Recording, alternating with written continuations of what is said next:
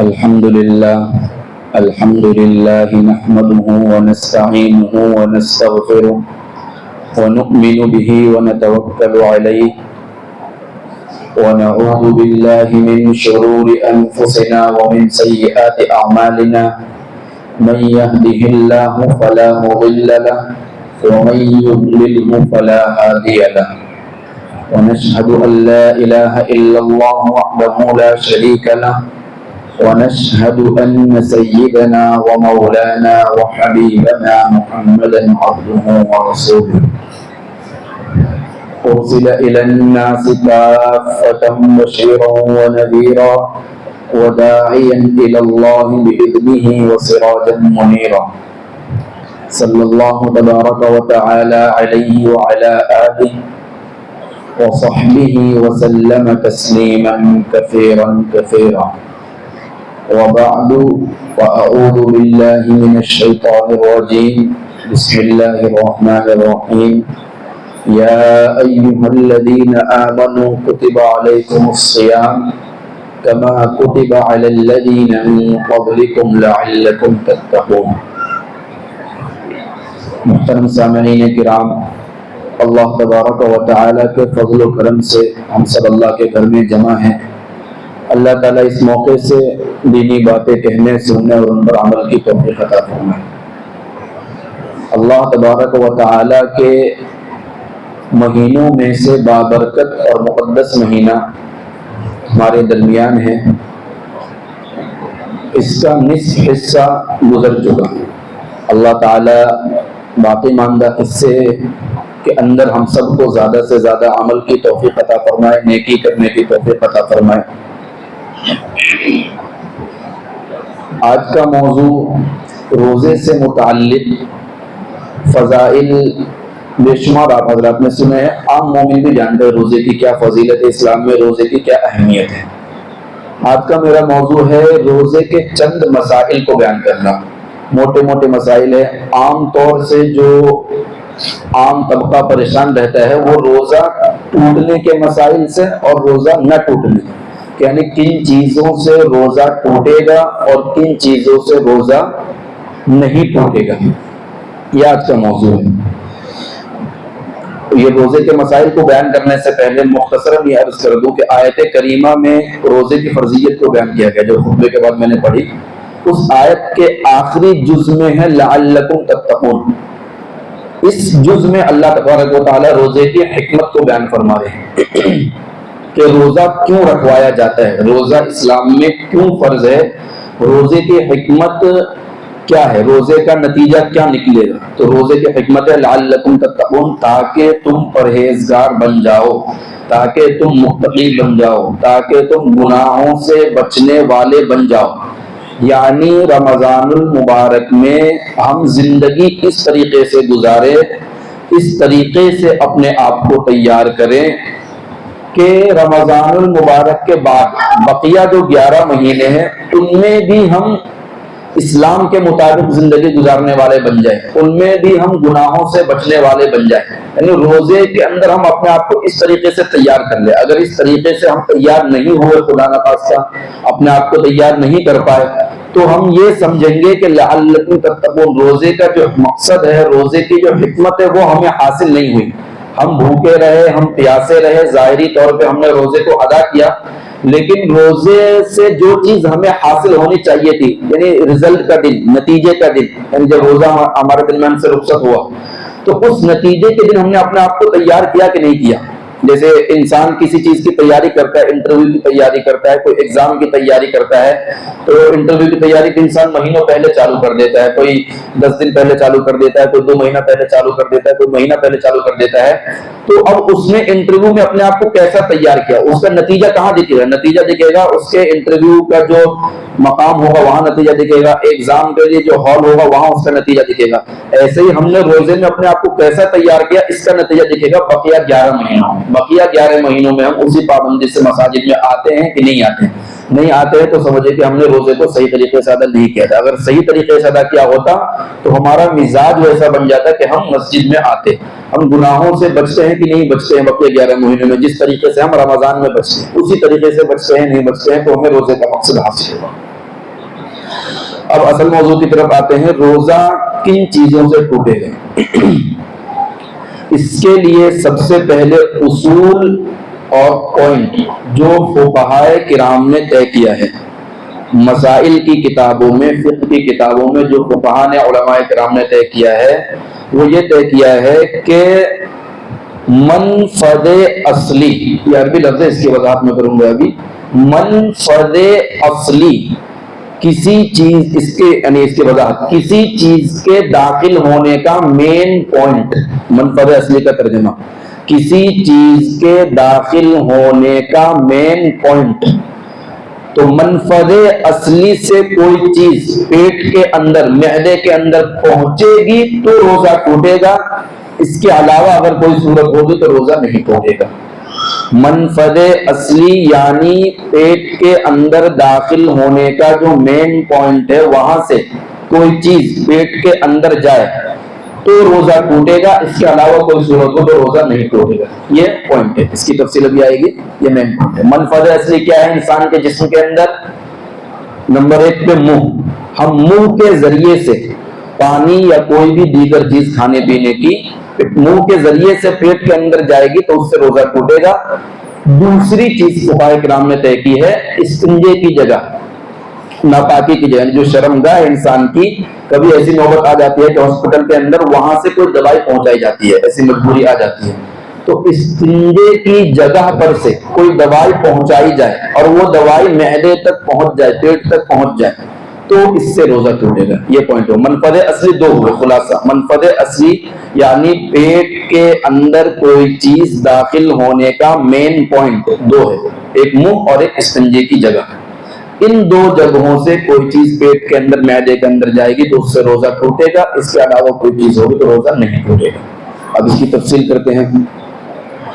بیماری کی حالت میں ہم ڈاکٹر کے یہاں جاتے ہیں تو وہ انجیکشن لگاتا ہے، انجیکشن ہے تو ہاتھ میں لگاتا ہے، نس میں لگاتا ہے یا کمر میں لگاتا ہے، کہیں بھی لگاتا ہے۔ تو انجیکشن کے ذریعے جو دوائی جا رہی ہے وہ نس کے ذریعے جا رہی ہے، منہ کے ذریعے اور استنجے کی جگہ کی طرف سے نہیں جا رہی ہے۔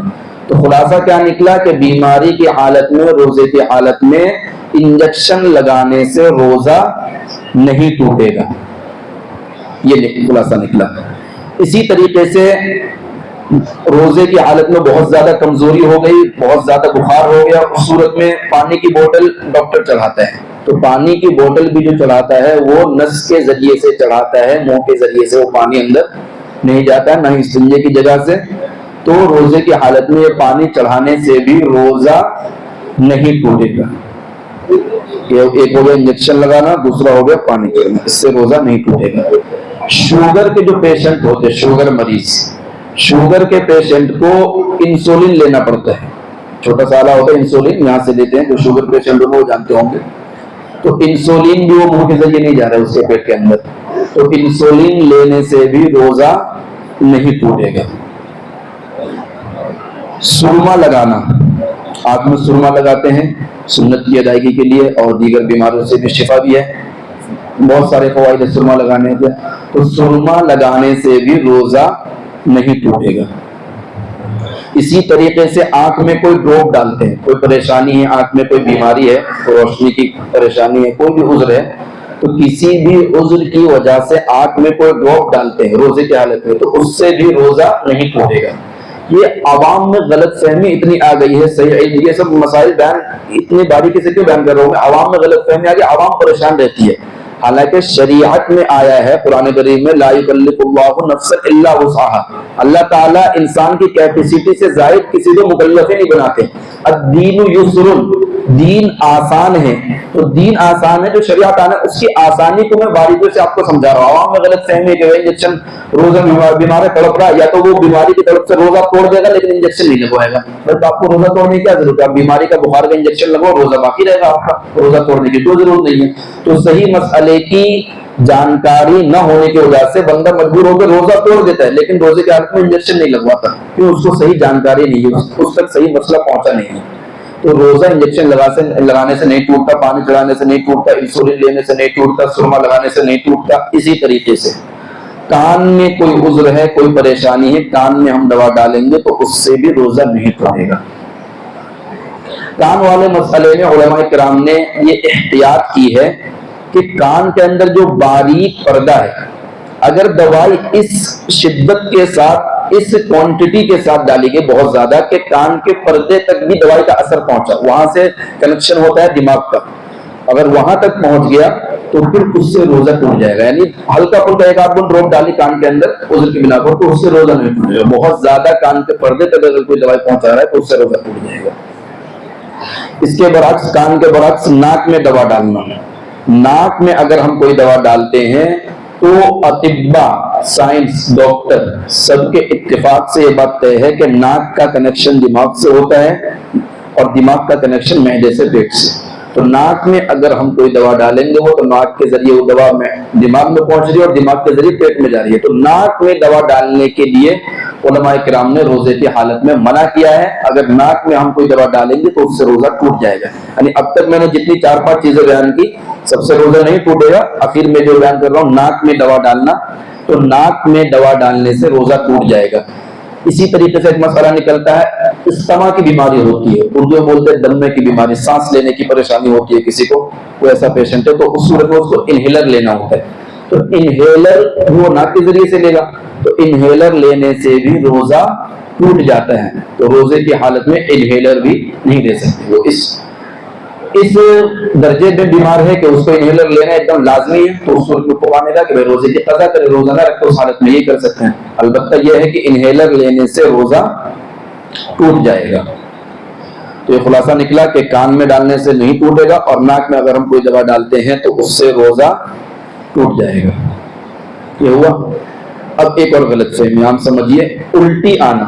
روزے کی حالت میں انسان کو کوئی پریشانی ہے، کسی طریقے سے جی متلی آئی، الٹی ہو جاتی ہے. الٹی آئی فوراً گھر والے جن کو جانکاری نہیں کہ بھائی روزہ ٹوٹ گیا، چلو کھاؤ پیو، روزہ ٹوٹ گیا. اس کی تفصیل، اس کا مسئلہ لوگوں کو معلوم نہیں. الٹی آنے سے روزہ ٹوٹتا ہی نہیں ہے. صرف ایک آخری پوائنٹ ہے وہ بھی بیان کروں گا میں جس سے روزہ ٹوٹ جاتا ہے. تو الٹی آنے کی 5 پوزیشن، کتنی؟ 5 طریقے سے الٹی آ سکتی ہے. اس میں لاسٹ ابھی میں بیان کروں گا 5واں طریقہ. اس صورت میں فقہاء کرام نے کہا کہ روزہ ٹوٹے گا. 4 طریقے سے اگر الٹی آئی تو روزہ نہیں ٹوٹے گا. اپنے آپ الٹی آتی ہے، پہلا آپشن یہی ہے کہ اپنے آپ الٹی آئی. ہمارا کوئی عمل نہیں رہا، ہم نے خسارہ نہیں کیا، سینے پہ زور نہیں ڈالا، ایسے زبردستی نہیں کی، آٹومیٹک الٹی آئی تو اس سے روزہ نہیں ٹوٹے گا. آٹومیٹک الٹی آئی اس میں پھر 2 صورت کہ ہلکی پھلکی تھوڑی سی الٹی ہوئی ہے یا منہ بھر کے. منہ بھر کے مطلب ہوتا ہے اتنی مقدار الٹی کی کہ اس کو ہم منہ کے اندر روک نہ سکے، جہاں بیٹھے وہیں منہ سے باہر ہو گیا.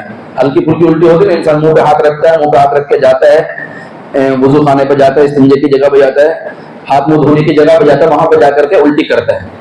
یہ تھوڑی مقدار ہوتی ہے. لیکن اگر منہ بھر کے الٹی یعنی اتنی کہ ہم اس پر قابو نہیں رکھ پائے، وہیں ہماری وہ الٹی نکل گئی، تو پہلی صورت خود بخود الٹی نکلی تھوڑی سی، دوسری صورت خود بخود نکلی منہ بھر کے زیادہ. ان دونوں صورتوں سے روزہ نہیں ٹوٹے گا. شروع میں نے کیا بتلایا تھا؟ پیٹ کے اندر کوئی چیز جائے تو روزہ ٹوٹتا ہے نا. یہاں تو پیٹ سے چیز باہر آ رہی ہے، اس سے روزہ ٹوٹنے میں کیا ٹوٹے؟ آپ نے کامن سینس بھی تو لگایا اپنا. لاجک کیا ہے؟ پیٹ کے اندر جانے سے روزہ ٹوٹ رہا ہے، تو پیٹ سے چیز باہر آ رہی ہے، اس سے روزہ ٹوٹنے کا تو کوئی مطلب ہی نہیں ہے. تیسری صورت خود بخود الٹی نہیں ہے. یہ تو 2 صورتیں اس کی ہو گئی، خود بخود الٹی ہے تھوڑی یا زیادہ منہ بھر کے. تیسری صورت ہے زبردستی انسان کبھی کوئی عذر ہوتا ہے، گلے میں کوئی چیز اٹک گئی، پھنس گیا، کوئی بھی عذر ہے، اس کو سینے پہ زور دے کر کے الٹی نکال رہا ہے، وہ زبردستی خود سے نکال رہا ہے. تو اس صورت میں بھی چاہے تھوڑی ہو چاہے زیادہ ہو، تیسری صورت خود سے نکالے تھوڑی ہو، چوتھی صورت خود سے نکالے زیادہ ہو، منہ بھر کے، روزہ نہیں ٹوٹے گا. نکال رہے پیٹ میں ڈال تھوڑے رہے. وہ اسی کے اندر 5ویں صورت یہ فقہاء نے کہ الٹی خود سے کی، اس نے خود سے اور زیادہ کی الٹی منہ بھر کے، پھر اس حصے میں سے تھوڑا سا ذرے کے برابر یا زیادہ اپنے اختیار سے، یہ قید آپ لگائیں گے تو مسئلہ صحیح سمجھ میں آئے گا. ہلکی سی آپ کو الٹی ہو، جیسے ہم تھوک آتا ہے منہ میں، تھوک کو ہم نگل لیتے ہیں، اس سے روزہ ٹوٹتا ہے؟ نہیں ٹوٹتا ہے. تھوک کہاں سے آیا؟ وہ معدے کے ذریعے، پیٹ کے ذریعے، حلق کے ذریعے جو ہم سانس لیتے ہیں اسی کے ذریعے تھوک آتا ہے. تو تھوک کو ہم نگلتے اس سے روزہ نہیں ٹوٹتا. ہلکی پھلکی الٹی آئی، اس میں سے کچھ حصہ ہمارے کنٹرول کے بغیر، ہمارے اختیار کے بغیر چلا گیا، یعنی ہمارا اس پہ اختیار نہیں تھا، ہماری کیپیسٹی نہیں تھی، اس سے بھی روزہ نہیں ٹوٹے گا۔ الٹی کا کچھ حصہ اگر اندر چلا گیا، الٹی ہم نے خود سے کی، زیادہ الٹی تھی، جان بوجھ کر کے ہم کچھ حصہ الٹی کا جو ذرات نکلے ہیں کھانے وغیرہ کے، اس کو ہم اندر لے گئے، پیٹ میں لے گئے، اب جا کر کے روزہ ٹوٹے گا۔ نکلی پانچویں صورت یہ، تو 4 صورتوں میں روزہ نہیں ٹوٹے گا۔ جو پانچویں صورت ہے، الٹی ہم نے خود سے کی اور زیادہ کی، اور کچھ حصہ ہم اس کا کہاں ہے، جان بوجھ کر کے اپنے کنٹرول سے اس حصے کو اندر لے گئے، الٹی کے ذرات کو، تو اب روزہ ٹوٹے گا۔ یہ الٹی کی تفصیل، کان میں دوا ڈالنا، ناک میں انجیکشن وغیرہ کی تفصیل آپ کے سامنے آ گئی۔ الٹی کی تفصیل بھی آ گئی کہ 4 صورتوں میں روزہ نہیں ٹوٹے گا۔ پانچویں صورت ہے جان بوجھ کر کے الٹی کرے، زیادہ ہو، اور اس کے ذرات کو جان بوجھ کر کے اپنی مرضی سے اندر اتار لے پیٹ کے اندر، تو اس سے روزہ ٹوٹے گا۔ پھر ایک مسئلہ آتا ہے خون نکلنا، بدن سے، ہاتھ پیر وغیرہ سے کوئی زخم سے خون نکلے تو پوچھنے کی ضرورت نہیں، اس سے روزہ ٹوٹتا ہی نہیں ہے۔ منہ کے اندر سے اگر خون آ جائے یا دانت میں چوٹ لگ گئی، دانت سے خون آ گیا، تو فوراً اگر کلی کی ہم نے کلی کر کے سارے جو اس کے خون وغیرہ کے اثرات ہیں اس کو باہر کر دیں، ہم نے کلی کر کے، تو کوئی حرج نہیں، روزہ نہیں ٹوٹے گا۔ لیکن اگر خون منہ میں سے بہ کر، دانت میں سے بہ کر حلق میں حلق میں اگر ہلکا سا اٹکا ہوا ہے، ہم نے تھوڑی کوشش کی کلی سے اس کو نکال لیا، تو بھی روزہ نہیں ٹوٹے گا۔ یہاں تک دین میں آسانی ہے۔ لیکن اگر پیٹ میں اتر گیا اور اس کی جو کنڈیشن ہوتی ہے، خون کا جو ٹیسٹ ہے، ذائقہ ہے، وہ محسوس ہو گیا پیٹ میں کہ بھائی خون پیٹ میں گیا ہے، انسان کو اپنے آپ محسوس ہو گیا، تو اب روزہ ٹوٹے گا۔ خون یعنی پیٹ میں چلا گیا، منہ میں سے چاہے دانت میں سے نکل کر کے پیٹ میں چلا گیا، تو روزہ ٹوٹے گا۔ حلق میں ہے یا منہ میں، اس کو ہم نے کلی سے باہر کر دیا تو اس سے روزہ نہیں ٹوٹے گا۔ تو یہ آپ کے چھوٹے چھوٹے مسائل ہیں روزے کے، جس کو میں نے تفصیل سے بیان کیا۔ عوام میں غلط فہمی ہوتی ہے، مسئلہ معلوم نہیں ہوتا، شریعت کو مشکل بنا لیتے ہیں، مجبور ہو کر کے روزہ توڑ دیتے ہیں، لیکن جو شریعت نے آسانیاں دی ہیں ان کو فالو نہیں کرتے۔ یہیں سے علم کی اہمیت، فقہاء نے، علماء کرام نے حدیث میں بار بار علم کی اہمیت کیوں بیان کی گئی ہے۔ قرآن کریم نازل ہوا، قرآن کریم کے نازل ہونے کا آغاز اللہ نے کہاں سے کیا؟ اقرا، کہ پڑھو، علم حاصل کرو۔ حالانکہ اس وقت بیٹیوں کو زندہ دفن کر دیا جاتا تھا، بے حیائی تھی، زنا تھی، سود، شراب، بے شمار برائیاں تھی دنیا میں۔ اللہ نے کہیں سے اسٹارٹ نہیں کیا کہ زنا بند کرو، سود بند کرو، شراب بند کرو، بے حیائی کو بند کرو۔ اسٹارٹ اللہ نے کہاں سے کیا؟ اقرا، پڑھو، علم حاصل کرو گے، پڑھو گے تو ان کی برائی خود بخود سمجھ میں آئے گی، یہ برائیاں آٹومیٹک ختم ہو جائے گی معاشرے سے۔ تو علم کی اہمیت ہے، علم حاصل ہوگا تو ہم روزے پہ اس طریقے سے فالو کریں گے۔ روزے میں جو آسانیاں اللہ تبارک و تعالیٰ نے، اللہ کے رسول نے دی ہے، اس کے مطابق روزہ رکھیں گے، خامخواہ روزہ ہم اپنا نہیں توڑیں گے۔ خلاصہ سب سے پہلے میں نے کہاں سے بات شروع کری تھی، خلاصہ اپنی بات کا کر رہا ہوں کہ منفذ اصلی، مین پوائنٹ، پیٹ کے اندر کسی چیز کے داخل ہونے کا مین پوائنٹ 2 ہے، منہ یا استنجے کی جگہ، یہاں سے کوئی چیز پیٹ کے اندر جائے گی تو اس سے روزہ ٹوٹے گا، اس کے علاوہ سے روزہ نہیں ٹوٹے گا۔ اب ہم انجیکشن لگواتے ہیں، پانی چڑھواتے ہیں، تو اس سے بھی روزہ نہیں ٹوٹے گا۔ کوئی کان میں ہلکی پھلکی دوا ڈال رہا ہے، اس سے روزہ نہیں ٹوٹے گا۔ ناک میں دوا ڈالنے سے ٹوٹ جائے گا روزہ، اس لیے کہ ناک کا تعلق دماغ سے، دماغ کا کنیکشن معدے سے، وہاں سے روزہ ٹوٹ جاتا ہے۔ اسی طریقے سے الٹی آئے تو الٹی آنے سے بھی روزہ نہیں ٹوٹے گا۔ ہاں، الٹی جان بوجھ کے کی بہت زیادہ تھی، اس میں سے کچھ حصہ ہم نے جان بوجھ کر کے الٹی کا پیٹ کے اندر پہنچا دیا، تو اس سے روزہ ٹوٹے گا۔ خون نکل آئے تو خون کو ہم نے کلی سے صاف کر دیا، اس سے بھی روزہ نہیں ٹوٹے گا۔ خون کو ہم نے نگل لیا پیٹ کے اندر تو اس سے روزہ ٹوٹ جائے گا۔ اللہ تبارک و تعالی ہم سب کو روزہ رکھنے کی توفیق عطا فرمائے، روزے کے حقیقی معنی میں روزے کے تقاضوں کو پورا کرنے کی توفیق عطا فرمائے۔ وآخر دعوانا ان الحمد للہ رب العالمین۔